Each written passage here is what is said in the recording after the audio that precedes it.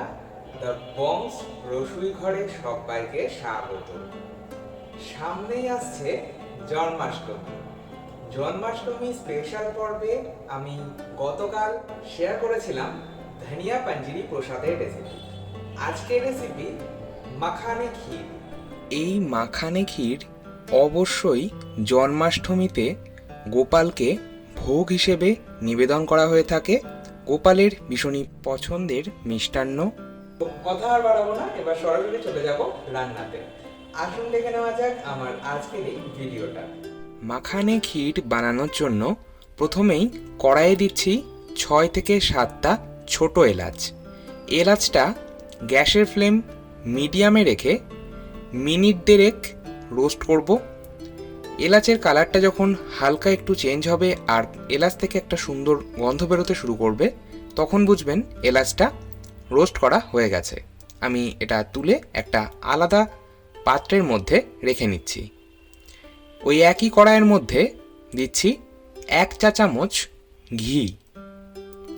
ঘিটা আমি প্রথমে গরম করে নেব।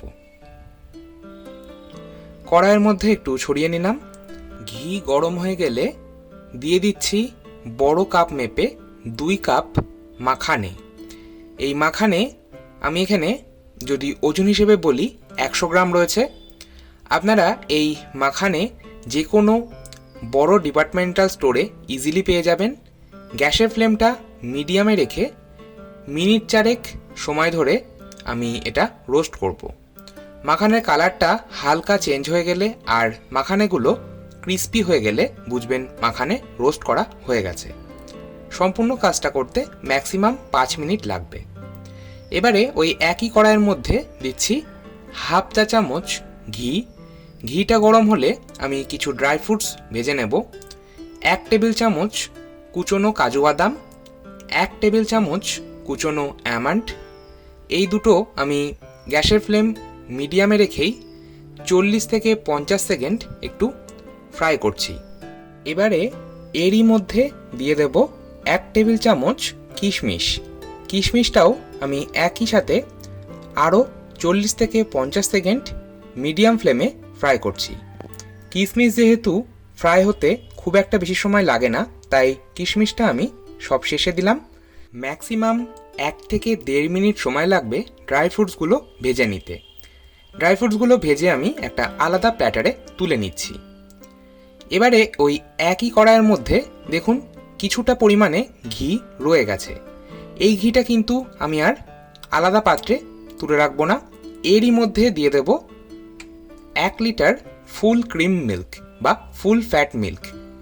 আপনারা চেষ্টা করবেন যখনই কোনো মিষ্টি বা ডেজার্ট আইটেম কিংবা পায়েস বা ক্ষীর বানাবেন, তখন চেষ্টা করবেন সবসময় ফুল ক্রিম মিল্ক ব্যবহার করার। ফুল ক্রিম মিল্ক ব্যবহার করলেই যে কোনো মিষ্টান্নের স্বাদ কিন্তু বেশি ভালো হয়। আমি দুধটা প্রথমে গরম করে নেব। গ্যাসের ফ্লেমটা একদম হাই ফ্লেমেই রয়েছে। দুধটা হালকা গরম হলে আমি একটা পাত্রের মধ্যে 3 হাতা দুধ তুলে নিচ্ছি। এই যে দুধটা তুলে নিলাম, এরই মধ্যে দিয়ে দিচ্ছি 2 টেবিল চামচ মিল্ক পাউডার বা গুঁড়ো দুধ। যে কোনো কোম্পানির মিল্ক পাউডার ব্যবহার করা যেতে পারে। আমি গুঁড়ো দুধটা ভালো করে মিশিয়ে নিচ্ছি। আর গুঁড়ো দুধ ব্যবহার করা হলে ক্ষীরের স্বাদ কিন্তু আরও বেড়ে যায়। দিচ্ছি 1 পিঞ্চ কেসর বা জাফরান। জাফরানটাও মিশিয়ে নিচ্ছি। জাফরান ব্যবহার করার কারণে একটা সুন্দর কালার হবে আর জাফরানের নিজস্ব একটা গন্ধ রয়েছে, সেটাও হবে। আমি অপরদিকে দুধটা জাল দেব। গ্যাসের ফ্লেমটা মিডিয়ামে রেখে দুধটা জাল দিয়ে মোটামুটি 200 থেকে 250 ml কমিয়ে নেব। অপরদিকে বাকি প্রিপারেশনগুলো নেব। আমি আজকে এই মাখানা ক্ষীর পরিবেশন করব এই মাটির ভাঁড়গুলোতে। মাটির ভাঁড়গুলো আমি ফুটন্ত গরম জলে 1 ঘন্টা ভিজিয়ে রেখেছি। আপনারা যখনই কোনো মাটির থালা, বাটি, গ্লাস কিংবা হাঁড়ি নতুন অবস্থায় ব্যবহার করবেন, তার আগে 1 ঘন্টা ফুটন্ত গরম জলে ভিজিয়ে রাখবেন। তাহলে মাটির যে গন্ধটা থাকে সেটা সম্পূর্ণ চলে যায়। আমি জলটা ঝরিয়ে নিচ্ছি। অপরদিকে মাখানাগুলোও কিন্তু ঠান্ডা হয়ে গেছে আর কতটা ক্রিস্পি হয়েছে আপনারা তো দেখেই বুঝতে পারছেন। আমি এবার একটা মিক্সিং জারের মধ্যে এই আগে থেকেই রোস্ট করে রাখা মাখানা অর্ধেকটা পরিমাণে অর্থাৎ 50 গ্রাম নিয়ে নিচ্ছি। এরই সাথে রোস্ট করে রাখা ছোট এলাচ 6-7টা নিয়ে নিলাম। আর দিচ্ছি 1 টেবিল চামচ কাজু বাদাম। আমি কাজু বাদাম ড্রাই ফ্রুটসের সাথে ফ্রাই করেছিলাম, সেটা আমি গার্নিশিংয়ের জন্য রাখছি। আর এখানে আমি আলাদা করে 1 টেবিল চামচ কাজু বাদাম ব্যবহার করছি, তবে এটা অপশনাল। এবার আমি সমস্তটা ভালো করে গুঁড়ো করে নিলাম। এইভাবে যদি গুঁড়ো করে নিয়ে এই মাখানে ক্ষীরটা বানানো হয় তাহলে এই মাখানে ক্ষীরের টেস্ট কিন্তু ভীষণ ভালো হয়। অপরদিকে দুধটা জাল দিচ্ছিলাম মিডিয়াম ফ্লেমে, একটু নাড়াচাড়া করে নিচ্ছি। আর দুধটা 700 ml হয়ে গেছে, মানে 200 ml কমিয়ে নিয়েছি। 1 লিটার দুধ দিয়ে দিলাম, কেশর ভেজানো দুধ আর মাখানা, কাজু আর ছোট এলাচের যে গুঁড়োটা বানিয়েছিলাম সেটা দিয়ে দিলাম। আর বাকি যে 50 গ্রাম গোটা মাখানে ছিল সেটাও কিন্তু দিয়ে দিলাম। এইভাবে 2 রকমভাবে যদি মাখানেটা দিয়ে এই ক্ষীরটা বানানো হয় তাহলে টেস্টটা ভীষণ ভালো হয়। এবার আমি এই সমস্তটা মিডিয়াম ফ্লেমে 4 থেকে 5 মিনিট ফুটিয়ে নেব। দিয়ে দিচ্ছি 1 পিঞ্চ লবণ।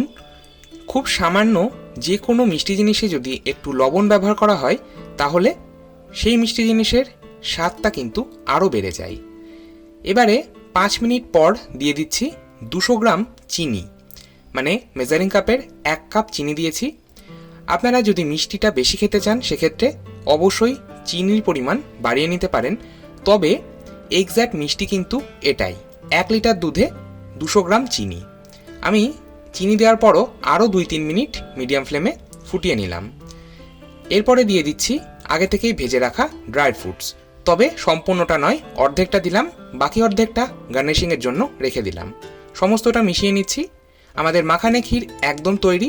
এর থেকে বেশি আর ঘন করব না, কারণ ঠান্ডা হওয়ার পর এটা আরও ঘন হয়ে যাবে। গ্যাসের ফ্লেম বন্ধ করে আমি এটা কভার করে রাখছি। সম্পূর্ণ ঠান্ডা হয়ে গেলে আমি পরিবেশন করব। 1 ঘন্টা পর আমি পরিবেশন করছি। আপনারা চাইলে এটা গরম গরম পরিবেশন করতেই পারেন, তবে যে কোনো রকম ডেজার্ট আইটেম একটু ঠান্ডা ঠান্ডা খেতেই বেশি ভালো লাগে। আর আপনারাও বাড়িতে এইভাবে একবার মাখানে ক্ষীর এই জন্মাষ্টমীতে বানিয়ে নিতে পারেন। আশা করছি আপনাদেরও কিন্তু ভীষণই ভালো লাগবে।